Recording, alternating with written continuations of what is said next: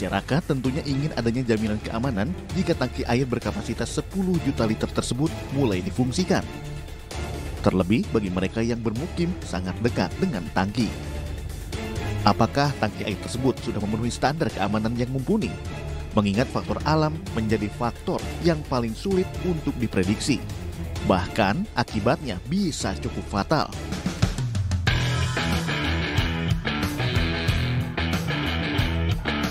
Sobat saya Abraham Silaban, saya sudah ada di kantor PDAM Kota Depok, Tirta Asasta. Kita akan minta keterangan dari pihak PDAM mengenai proyek yang dianggap meresahkan warga sekitar. Kita coba akan berkunjung ke sini dan minta keterangan.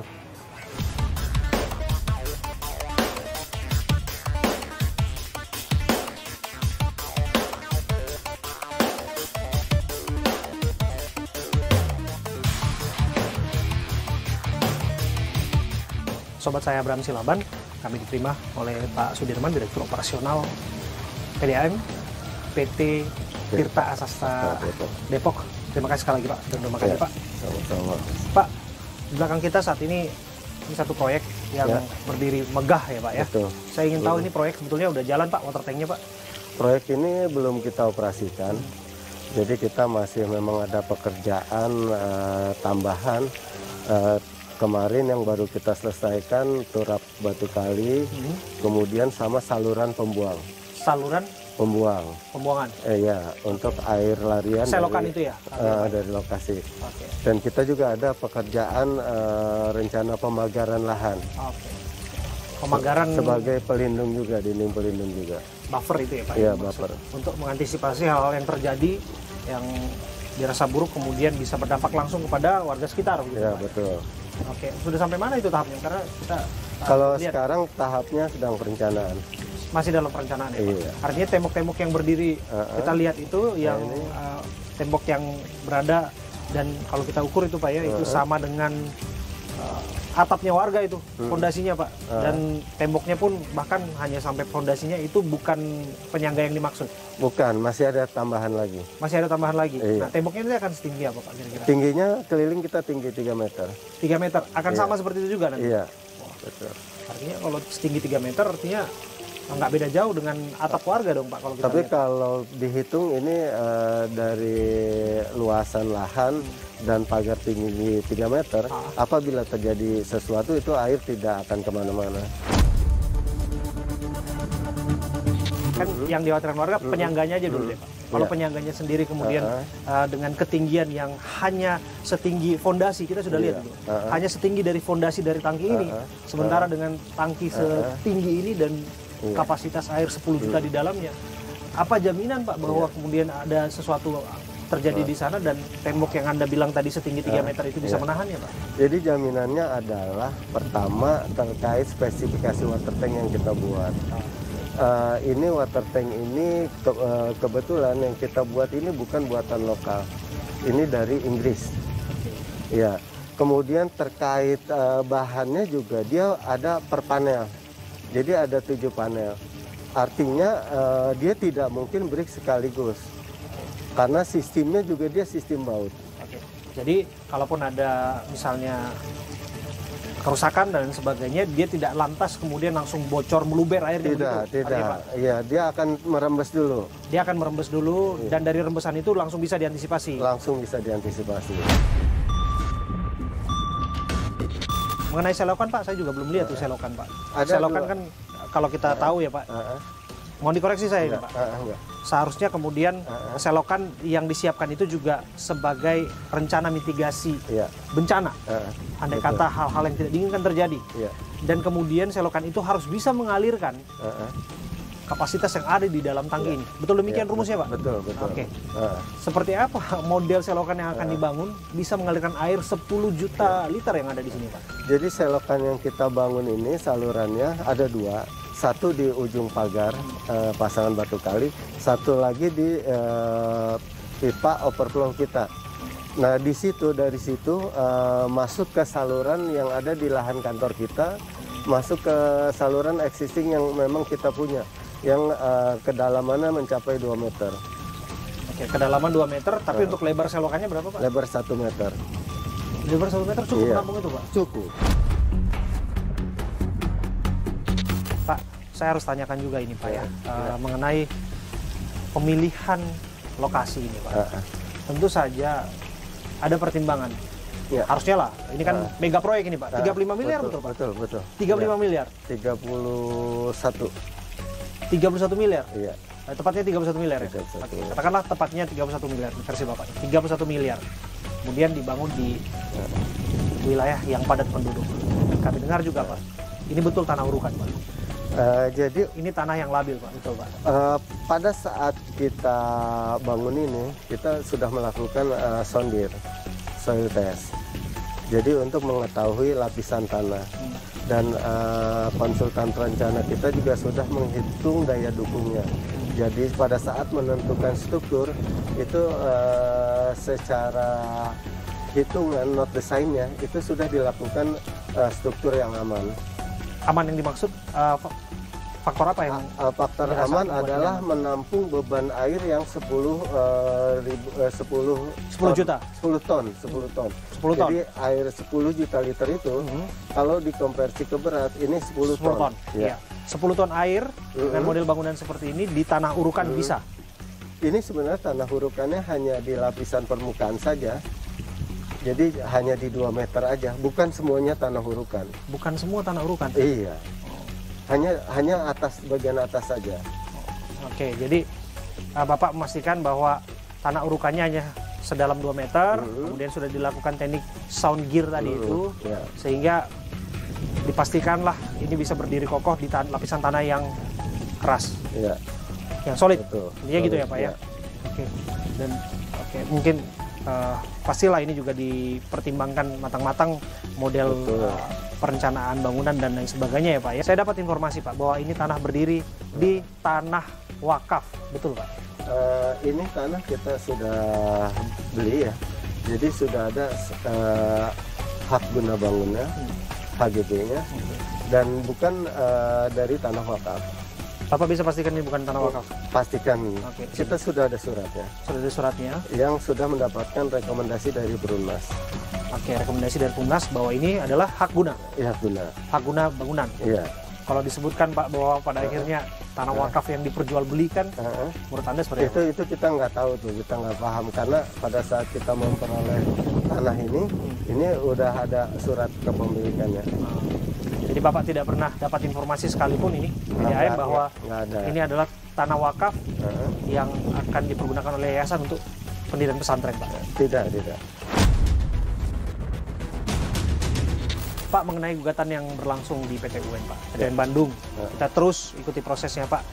Dan di sana ada disampaikan keluhan-keluhan warga, utamanya mereka yang sudah puluhan tahun tinggal di sini. Mereka kaget, Pak, hadirnya tangki air raksasa, Pak. Betul tidak, Pak, bahwa ini proyek yang dibangun secara surprise dan kejutan bagi mereka, dan kejutan itu kemudian kejutan yang menjadi hantu ataupun mimpi buruk bagi mereka? Kalau berbicara terkait hadirnya proyek water tank ini sebenarnya sudah melalui proses. Pertama, kajian terhadap kebutuhan reservoir atau penampungan air. Ini sudah masuk ke dalam rencana bisnis perusahaan. Kemudian pada saat kita mau membangun, ini kita sudah melakukan perizinan. Perizinan ke? Izin tetangga. Ke tetangga? Ke tetangga. Tetangga yang mana ya maksud, Pak? Jadi tetangga di RT 8, di RW 12, kemudian di RT 3, RW 12, kemudian ke RW 26. Bapak memastikan izin yang dimaksud adalah izin pembangunan water tank? Iya, betul. Ya, karena yang kami dengar lain, Pak. Lain cerita. Yang kami dengar adalah izin keluar masuk proyek, dan proyek itu yang tidak pernah kita intervensi ke warga. Jadi pada saat warga yang menandatangani berubah menjadi menolak, kita juga tidak pernah mengintervensi warga. Padahal pada saat kita mulai proses izin, itu kita lakukan ya secara transparan. Oke, secara transparan, apakah artinya, oke, saya paham betul bahwa di sana ada RW, di sana ada RT. Ini kan disebutkan ada 150 KK minimal. Bahkan kami dapat data bisa sampai 250 kakak yang terdampak dalam zonasi pembangunan ini. Apakah setidaknya 250 kakak yang dimaksud mengetahui persis betul Pak bahwa di sini akan dibangun Pak yang namanya water tank raksasa? Bagaimana sistem saluran yang ada tidak membuat air itu masuk ke lingkungan, tapi bisa dekat dengan saluran terdekat atau dengan sungai. Pertanyaannya, adakah salurannya?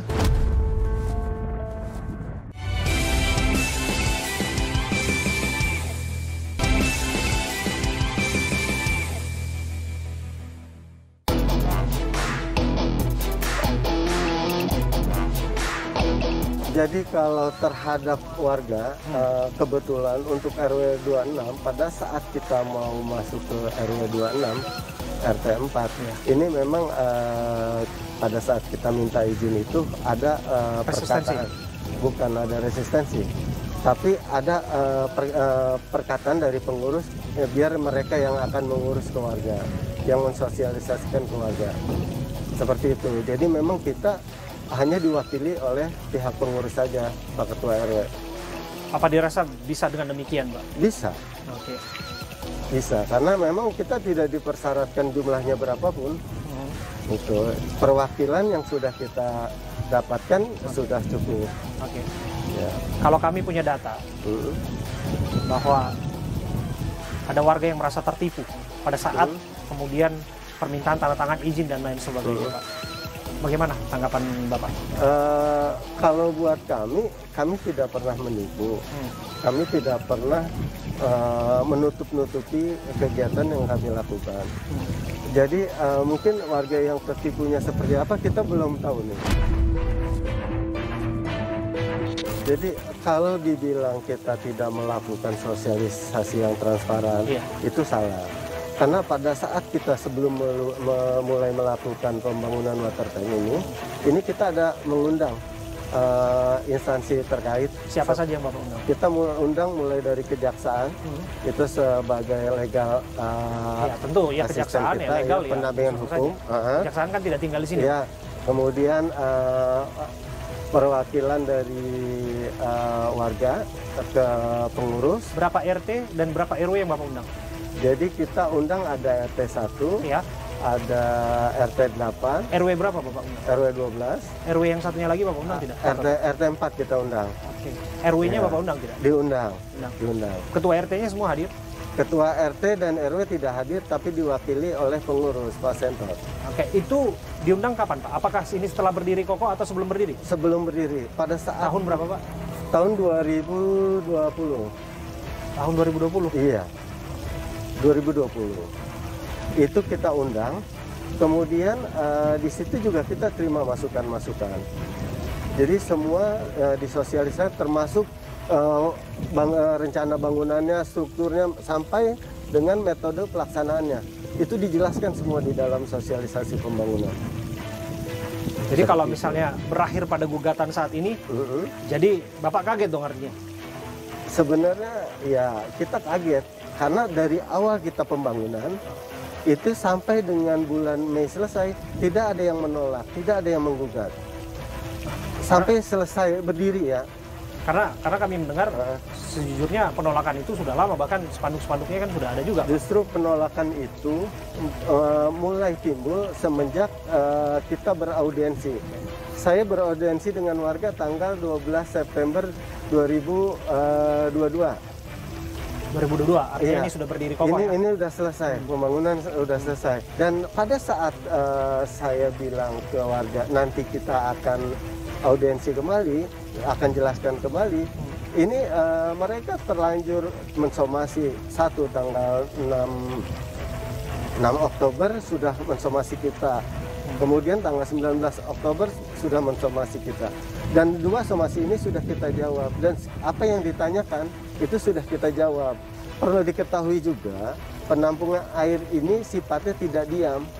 Air ini dari instalasi pengolahan kita, itu masuk ke water tank, itu langsung dibagi lagi ke reservoir distribusi kita. Artinya air ini berputar terus. Jadi ini belum dioperasikan, ini belum ada air. Ya, belum. Belum ada air pun, belum dioperasikan, tapi fakta persidangan sudah ada penurunan bangunan. Itu pada saat kita melakukan commissioning. Kita isi full air setinggi 8 meter. Nah ini karena ada tanah urukan, itu yang terkompresi. Itu yang terpadatkan. Jadi kalau di segi teknis itu memang biasa. Itu biasa. Di gedung-gedung bertingkat dan itu bisa diatasi. Itu dengan menambah penguatan struktur. Jadi setelah dari situ kemudian di fakta persidangan terungkap turun bangunannya. Di sana berapa senti, Pak? 7 senti. 7 senti ya, Pak ya? Ada rembesan nggak waktu itu, Pak? Rembesan ada. Rembesan itu adalah bukan dari water tank, tapi dari coran lantai. Ini retakan-retakan di lantai. Nah itu bisa di-grouting, bisa diantisipasi. Dari ketebalan lantai 80, ini retakan 1 sampai 6 cm retakannya. Retakannya pun retakan karena memang pada saat proses pengerjaan ini kurang rapi. Seperti itu. Jadi kita tidak tidak bilang ini bahaya yang besar banget lah. Masih bisa diantisipasi? Bisa, dengan cara diinjek, di-grouting. Artinya penyesuaian setelah ditemukan tadi ya persoalan-persoalan itu Pak ya sebelum dioperasikan. Yang jelas kita tidak menyediakan bahaya untuk warga. Jadi dibangunnya ini untuk meningkatkan pelayanan juga terhadap masyarakat. Terutama apabila kita terjadi kekeringan, banjir, tetap kita harus menjaga pelayanan kita, kontinuitas pengaliran. Yang kita pikirkan itu juga. Pak. Ini proyek 31M ya Pak ya? Kami dengar ada penyertaan modal lagi tambahan Pak. Jadi penyertaan modal itu memang per 5 tahun ya di kita. Berapa banyak Pak untuk proyek ini? Kalau ini 1 kali aja. Kan ada proyek satunya lagi akan dibangun Pak, 1 tangki lagi. Itu kita masih evaluasi. Ya. Tapi untuk penyertaan modalnya Pak? Kalau penyertaan modalnya... Kami dengar 500M betul Pak? 452. 452 dibagi miliar. 5 tahun.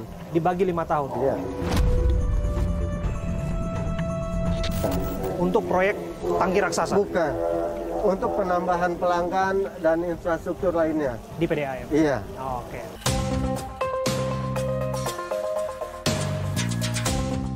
Lantas bagaimana pandangan pengamat tata kota melihat kekisruhan yang terjadi akibat pembangunan tangki air raksasa yang dibangun di tengah permukiman warga tersebut? Jadi kalau menurut saya, supaya ini tidak berlarut-larut, satu, masyarakat bisa melakukan gugatan ya, mungkin sekarang melakukan gugatan. Kemudian mengaudit ulang mekanisme prosedurannya. Kenapa sampai ada yang mengatakan tertipu, tidak tahu, mungkin diakal-akalin saya kita. Nah itu harusnya kan dilihat. Kalau misalnya dia tiba-tiba terbangun dan orang kaget, harusnya itu dari awal. Nah kemudian juga dari pihak badan usaha harusnya itu terbuka sejak awal. Nah pertanyaannya kalau itu AMDAL, harusnya kan ada wawancara dengan warga. Ada minta persetujuan warga.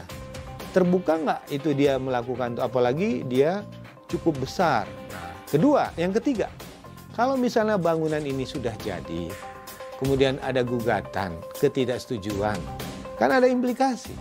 Implikasi pembiayaan dan implikasi kegagalan teknis. Atau alasannya memang nggak ada pilihan, tanah kami cuma di situ. Nah, ketika ada kata tanah kami, tanah aset Pemda atau PDAM ada di situ, maka yang dilihat fungsi tangki itu harus dilihat.